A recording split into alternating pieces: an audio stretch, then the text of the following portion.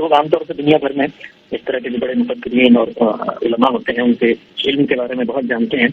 لیکن میں یہ کرنا چاہتا ہوں کہ میرے دل میں جو غامدی صاحب کی عزت ہے وہ علم سے زیادہ ان کے بہت چھوٹے چھوٹے کاموں کی وجہ سے، یعنی ان کا لائن میں لگ کر بس پہ چڑھنا، ان کا گھر کے سودے کے لیے شیلف سے دودھ کا ڈبہ خود اٹھانا، اس کی ٹرالی کو خود چلانا،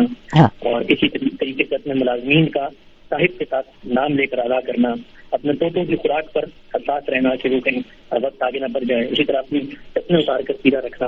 اور چھوٹے بچوں کی بات کو توجہ سے سننا. اس طرح کی یہ چھوٹی چھوٹی سی باتیں ہیں جو میری نظر میں ہیں. ان کا جو مقام ہے یعنی علم اور فکر تو ایک طرف، لیکن میں ان کو کیوں اس درجے میں اہمیت دیتا ہوں تو میری نظر میں وہ دو چیزیں ہیں. پہلی چیز ہے وہ اخلاقی حساسیت. جو کچھ میں نے دیکھا ہے، میں ان کے